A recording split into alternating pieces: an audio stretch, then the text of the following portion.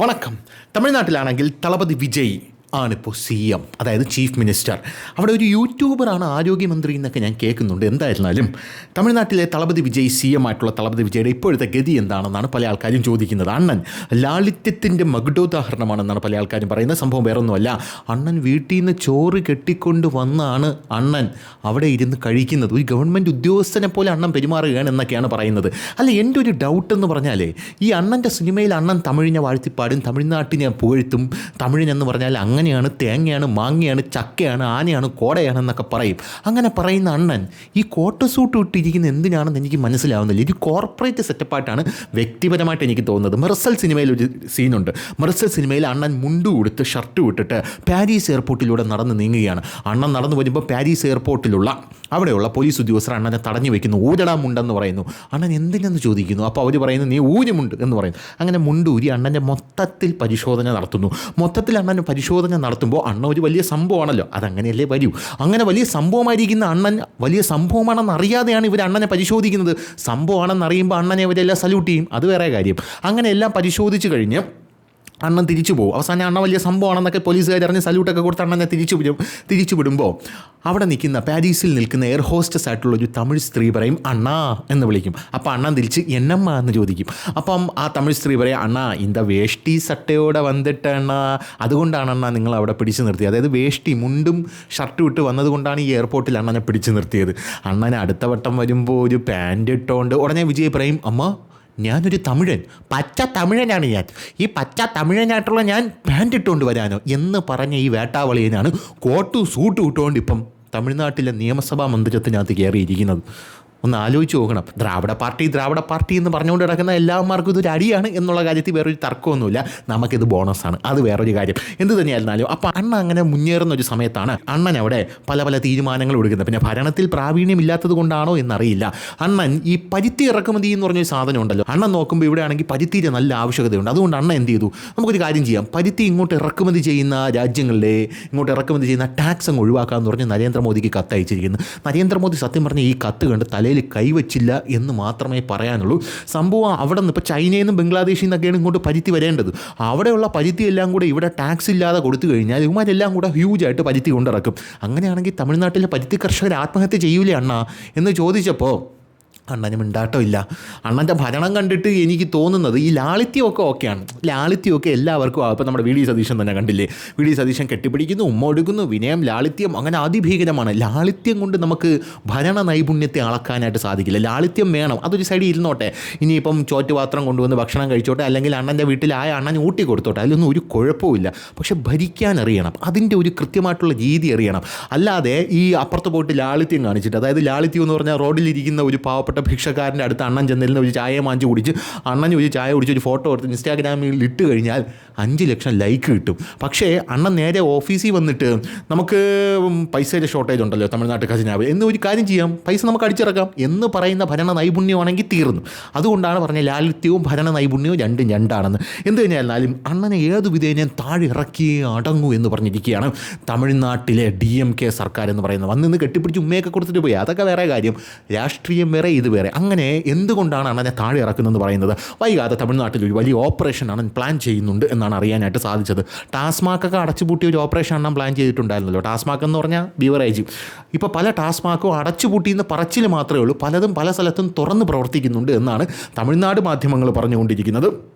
അടച്ചുപൂട്ടിയതൊക്കെ പേപ്പറിൽ മാത്രമേ ഉള്ളൂ, അവന്മാർ വീണ്ടും അനധികൃതമായിട്ടത് തുറന്ന് പ്രവർത്തിക്കുന്നു എന്നാണ് പല തമിഴ്നാട്ടിലെ മാധ്യമങ്ങളും പറഞ്ഞ് പ്രചരിപ്പിച്ചു കൊണ്ടിരിക്കുന്നത്. പക്ഷേ തമിഴ്നാട്ടിൽ വിജയ് അണ്ണൻ്റെ ഫാൻസ് ഉണ്ടല്ലോ, യവന്മാരടുത്ത് അണ്ണൻ്റെ പടം കൊള്ളൂലെന്ന് പറഞ്ഞാലേ യവന്മാർ സമ്മതിച്ചു തരില്ല. പിന്നെയാണ് ഭരണം കൊള്ളൂലെന്ന് പറഞ്ഞാൽ യവന്മാർ നെഞ്ചി കയറിയിരുന്ന് പൊങ്കാലയിടും. എന്ത് തന്നെയായിരുന്നാലും ഈ ഒരു സാഹചര്യത്തിൽ അണ്ണൻ്റെ ഭരണം ഇങ്ങനെ മുന്നോട്ട് പോകുന്ന സാഹചര്യത്തിൽ അണ്ണൻ ഒരു കടുങ്കൈ ചെയ്യാൻ പോവുകയാണ്. അണ്ണൻ ഒരു ഓപ്പറേഷൻ കൊണ്ടുവരാൻ പോവുകയാണ്. ഈ ഓപ്പറേഷൻ എന്ന് പറഞ്ഞാൽ DMKയുടെ 5-6 മന്ത്രിമാരെ തൂക്കി അകത്തിടാനുള്ള ഓപ്പറേഷനാണെന്നാണ് തമിഴ് മാധ്യമങ്ങൾ ഇപ്പോൾ റിപ്പോർട്ട് ചെയ്തുകൊണ്ടിരിക്കുന്നത്. കാരണം ഈ DMK ഫയൽസ് എന്ന് പറഞ്ഞാൽ അണ്ണാമലൈ പണ്ട് കുറേ സാധനങ്ങളൊക്കെ കൊണ്ടുവന്നിട്ടുണ്ടല്ലോ, അതിൻ്റെ ചുവട് പിടിച്ച് അണ്ണൻ DMK ആ കാലഘട്ടത്തിൽ നടത്തിയെടുത്ത അഴിമതികൾ, ഈ 5 വർഷം ഭരണ നൈപുണ്യം ഒന്നെങ്കിൽ തെളിയിക്കണം, അല്ലെങ്കിൽ നമുക്ക് ഓപ്പോസിറ്റായിട്ട് വരുന്നവൻ, പ്രതിപക്ഷമായിട്ട് ഇരിക്കുന്നവൻ വെറും കൂറയാണെന്ന് പറയണം.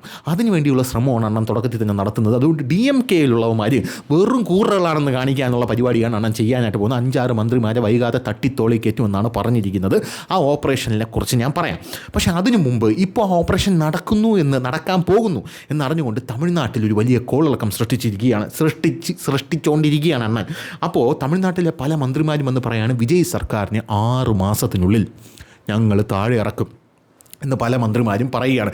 തമിഴ്നാട് നിയമസഭാ തെരഞ്ഞെടുപ്പിലെ ദയനീയ പരാജയത്തിന് ശേഷം സംസ്ഥാനത്തെ പ്രധാന പ്രതിപക്ഷ പാർട്ടിയായിട്ടുള്ള ദ്രാവിഡ മുന്നേറ്റ കഴകം, ആ കഴകത്തിൽ വലിയൊരു കോളിളക്കം തന്നെ ആരംഭിച്ചിട്ടുണ്ട് എന്നുള്ളതാണ് റിപ്പോർട്ട്. അതേസമയം നിലവിലെ സർക്കാർ അടുത്ത 6 മാസത്തിനുള്ളിൽ വീഴുമെന്ന് അവകാശപ്പെട്ടുകൊണ്ട് ഒരു DMK MLA കോളിളക്കം സൃഷ്ടിച്ചു. ഇവന്മാർക്ക് ഈ കോളിളക്കം സൃഷ്ടിക്കുന്നതിലാണ് എക്സ്പേർട്ട് എന്ന് പറയുന്നത്. സംസ്ഥാനത്ത് വീണ്ടും രാഷ്ട്രീയപരമായിട്ടുള്ള ചൂട് അത് വന്നിരിക്കുകയാണ്. തമിഴ്നാട്ടിൽ നടനും രാഷ്ട്രീയക്കാരനുമായിട്ടുള്ള ജോസഫ് വിജയുടെ പാർട്ടിയായിട്ടുള്ള TVK നേതൃത്വത്തിലുള്ള സഖ്യ സർക്കാർ അടുത്തിടെ അധികാരത്തിൽ വന്നു. 6 മാസത്തിനകം, അമ്മച്ചിയാണ് 6 മാസത്തിനകം നാളെ അടിയെന്ന് ഞാൻ പറഞ്ഞയക്കുമെന്നാണ് DMK ഇപ്പോൾ പറയുന്നത്. ഈ സർക്കാരിനെ വീഴ്ത്തിയിരിക്കും, സ്റ്റാലിൻ വീണ്ടും മുഖ്യമന്ത്രിയാവും. തമിഴ്നാട്ടിലെ തിരുച്ചെന്തൂർ നിയോജക മണ്ഡലത്തിൽ നിന്നുള്ള DMK MLA അനിത രാധാകൃഷ്ണൻ ഞായറാഴ്ച ഒരു പൊതുപരിപാടിയിൽ സംസ്ഥാന സർക്കാരിനെതിരെ വലിയ അവകാശവാദം തന്നെ ഉന്നയിച്ചിരിക്കുകയാണ്. TMK നേതൃത്വത്തിലുള്ള നിലവിലെ സഖ്യ സർക്കാർ അടുത്ത 4 മുതൽ 6 മാസത്തിനുള്ളിൽ വീഴുമെന്ന് DMK MLA അവകാശപ്പെട്ടിട്ടുണ്ട്. ഈ സർക്കാരിൻ്റെ പതനത്തിന് ശേഷം DMK നേതാവ് MK സ്റ്റാലിൻ വീണ്ടും സംസ്ഥാനത്ത് അധികാരത്തിൽ തിരിച്ചെത്തുമെന്നും അടുത്ത മുഖ്യമന്ത്രിയാകുമെന്നും അവർ കൂട്ടിച്ചേർത്തു. വീണ്ടും തെരഞ്ഞെടുപ്പിന് മത്സരിക്കുന്ന വെല്ലുവിളി. അതേസമയം DMK MLA Radhakrishnan TVK MLA Aadav അർജുനനെ വീണ്ടും തെരഞ്ഞെടുപ്പിൽ മത്സരിക്കാൻ വെല്ലുവിളിച്ചു. അതായത് ഇനി ഒരു വെല്ലുവിളി കൂടെ തരാം, ഒന്നുകൂടെ തെരഞ്ഞെടുപ്പിൽ നിങ്ങൾ മത്സരിക്കുക എന്നാണ് ഇവർ പറഞ്ഞുകൊണ്ടിരിക്കുന്നത്. എന്നിരുന്നാലും DMK-യുടെ ഈ അവകാശവാദങ്ങളെക്കുറിച്ച് TVK സർക്കാരിൽ നിന്ന് ഇതുവരെ ഔദ്യോഗികമായിട്ടുള്ള പ്രതികരണങ്ങളൊന്നും തന്നെ ഉണ്ടായിട്ടില്ല എന്നുള്ളത് വേറൊരു കാര്യം. പരാജയത്തെക്കുറിച്ച് ആലോചിക്കാൻ DMK 36-അംഗ കമ്മിറ്റിയാണ് രൂപീകരിച്ചിരിക്കുന്നത്. എന്തുകൊണ്ട് തോറ്റു എന്ന് ലളിതമായിട്ട് അവന്മാരെ കൊണ്ട് പറയാൻ പറ്റില്ല. അതുകൊണ്ടാണ് 36-അംഗ കമ്മിറ്റി അവന്മാർ രൂപീകരിച്ചിരിക്കുന്നത്.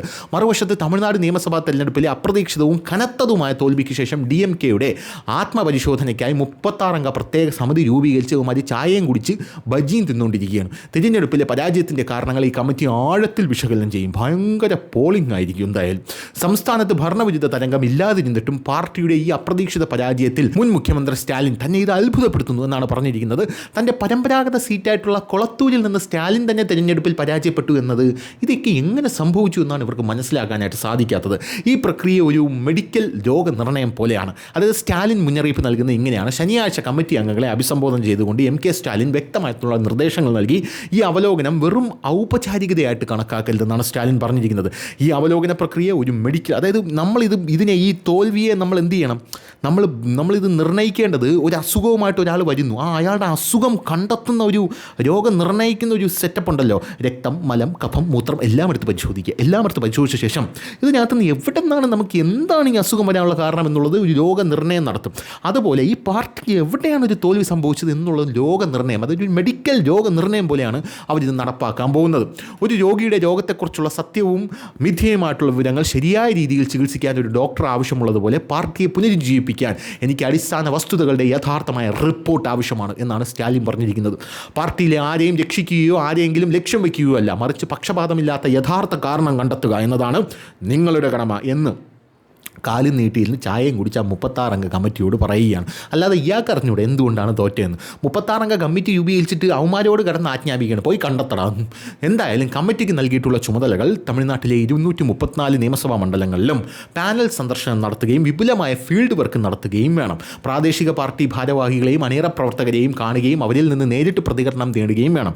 36-അംഗ കമ്മിറ്റിക്ക് നിഷ്പക്ഷവും വ്യക്തവുമായിട്ടുള്ള അന്തിമ റിപ്പോർട്ട് സമർപ്പിക്കാൻ ജൂൺ 5 വരെ സമയപരിധി നൽകിയിട്ടുണ്ട് എന്നുള്ളതാണ് പ്രധാനപ്പെട്ട കാര്യം എന്ന് പറയുന്നത്. അപ്പോൾ സ്റ്റാലിൻ അണ്ണൻ അതിനുവേണ്ടി തുന്നിഞ്ഞിറങ്ങിയിരിക്കുകയാണ് എന്നാണ് അറിയാനായിട്ട് സാധിക്കുന്നത്. ഇനി തമിഴ്നാട് രാഷ്ട്രീയം ഇതുവരെ കണ്ടിട്ടില്ലാത്ത ഒരു വലിയ വഴിത്തിരിവിലേക്ക് നീങ്ങുകയാണെന്ന ഞെട്ടിക്കുന്ന വിവരങ്ങൾ തലസ്ഥാനത്ത് നിന്ന് ചോർന്നു വന്നിരിക്കുകയാണ് എന്നുള്ളതാണ് മറ്റൊരു കാര്യം. അതായത് വിജയുടെ ഓഫീസിൽ നിന്ന് ചോർന്നിരിക്കുകയാണ്. തമിഴ്നാട്ടിൻ്റെ പുതിയ മുഖ്യമന്ത്രിയെ ചുമതലയേറ്റ തമിഴ്നാട് പാർട്ടി നേതാവ് TVK വിക്ടറി പാർട്ടി നേതാവായിട്ടുള്ള വിജയ് DMK-യുടെ പ്രധാന കക്ഷികളെ ലക്ഷ്യം വയ്ക്കാൻ രഹസ്യ പദ്ധതി തയ്യാറാക്കിയതായി നിലവിലെ രാഷ്ട്രീയ വൃത്തങ്ങൾ പ്രചരിക്കുന്നു. ഓപ്പറേഷൻ ബ്ലൂ ജയൻറ്റ് എന്നാണ് ഇതിന് പേരിട്ടിരിക്കുന്ന വിജയ്.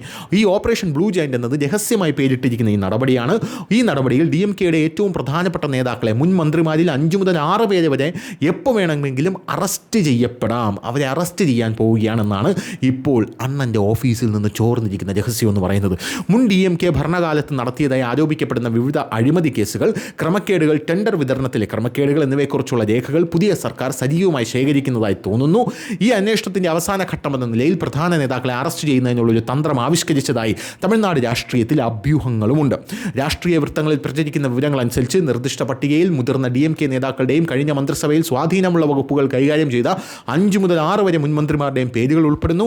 ടെൻഡർ തട്ടിപ്പ് കേസുകൾ, അതായത് പൊതുമരാമത്ത്, ഹൈവേ വകുപ്പുകളിൽ മുൻകാലങ്ങളിൽ നൽകിയിരുന്ന ഉയർന്ന മൂല്യമുള്ള കരാറുകളിൽ ക്രമക്കേടുകൾ നടന്നതായി ആരോപിക്കപ്പെടുന്നു. പോരാത്തതിന് വൈദ്യുതി ഗതാഗത മേഖലയിലും വലിയ ക്രമക്കേടുകൾ നടന്നിട്ടുണ്ടെന്ന് പറയുന്നു. മുൻ ഭരണകാലത്ത് ഏറെ ചർച്ച ചെയ്യപ്പെട്ട വൈദ്യുതി സംഭരണവും ഗതാഗത മേഖലയുമായി ബന്ധപ്പെട്ട പഴയ പരാതികൾ വീണ്ടും പൊടിതട്ടിയെടുക്കാൻ സാധ്യതയുണ്ടെന്ന് തോന്നുന്നു. ഇത് ഒന്ന്. ഇനി ഇതിനായി പ്രത്യേക സേനാ ഉദ്യോഗസ്ഥരെ നിയോഗിച്ചിട്ടുണ്ടെന്നും നിയമപരമായ തെളിവുകളും ഫയലുകളും അതീവ രഹസ്യമായി തയ്യാറാക്കുന്നുണ്ടെന്നും പറയപ്പെടുന്നു. ഓപ്പറേഷൻ ബ്ലൂ ജയന്റ് എന്ന വാർത്ത പ്രചരിക്കാൻ തുടങ്ങിയതോടെ DMKയ്ക്കുള്ളിൽ വലിയ ഞെട്ടലും വീണ്ടും കോളിളക്കവും ഉണ്ടായതായിട്ടാണ് തോന്നുന്നത്. പുതിയ സർക്കാർ തങ്ങളുടെ രാഷ്ട്രീയ സ്വാധീനം ഉറപ്പിക്കുന്നതിനും DMKയെ ദുർബലപ്പെടുത്തുന്നതിനുമായി രാഷ്ട്രീയ പ്രതികാരം നടത്താൻ പദ്ധതിയിടുന്നതായി സഹോദരങ്ങൾക്കിടയിലും അഭ്യൂഹങ്ങളുണ്ട്. എന്നിരുന്നാലും നിലവിലെ ഭരണകക്ഷിയായിട്ടുള്ള TVK ഔദ്യോഗിക പ്രഖ്യാപനമോ വിശദീകരണമോ ഒന്നും തന്നെ ഇതിന് കൊടുത്തിട്ടില്ല. ചില പ്രധാന TVK എക്സിക്യൂട്ടീവുകൾ ലളിതമായി പറയുന്നത് നിയമസഭാ തെരഞ്ഞെടുപ്പിൽ ജനങ്ങൾക്ക് വാഗ്ദാനം ചെയ്തതുപോലെ അഴിമതിരഹിതവും സുതാര്യമായിട്ടുള്ളൊരു സർക്കാർ നൽകുക എന്നതാണ് മുഖ്യമന്ത്രിയുടെ ലക്ഷ്യം. നിയമം അതിൻ്റെ ജോലി ചെയ്യും, അതായത് സട്ടൻ തൻ കടമയെ ചെയ്യും എന്നാണ് ഇപ്പോൾ അവർ പറഞ്ഞിരിക്കുന്നത്. എന്തായാലും ചെന്നൈയിലും മറ്റ് പ്രധാന ജില്ലകളിലും ഇൻ്റലിജൻസ് ഉദ്യോഗസ്ഥരും ഉന്നത പോലീസ് ഉദ്യോഗസ്ഥരും കഴിഞ്ഞ കുറച്ച് ദിവസങ്ങളായി എന്തൊക്കെയോ കൂടിയാലോചനകൾ നടത്തുന്നുള്ളതായിട്ട് DMKയ്ക്ക് അറിയിപ്പ് കിട്ടിയിട്ടുണ്ട്, അല്ലെങ്കിൽ അവർക്ക് അറിയാനായിട്ട് സാധിച്ചിട്ടുണ്ട്. അതിനാൽ ഓപ്പറേഷൻ ബ്ലൂ ജയന്റ് എന്ന പദം തമിഴ്നാടിൻ്റെ രാഷ്ട്രീയ വൃത്തങ്ങളെ ഇപ്പോൾ പിടിച്ചു കുലുക്കുകയാണ് എന്നുള്ളതാണ് മറ്റൊരു പ്രധാനപ്പെട്ട കാര്യം. ഇത് വെറും രാഷ്ട്രീയ തട്ടിപ്പാണോ അല്ലെങ്കിൽ അടുത്ത കുറച്ച് ദിവസത്തിനുള്ളിൽ വല്ലവന്മാരും ഒക്കെ അറസ്റ്റിലാവുമോ എന്നുള്ളത് കാത്തിരുന്ന് കാണണം. അപ്പോൾ ശരി.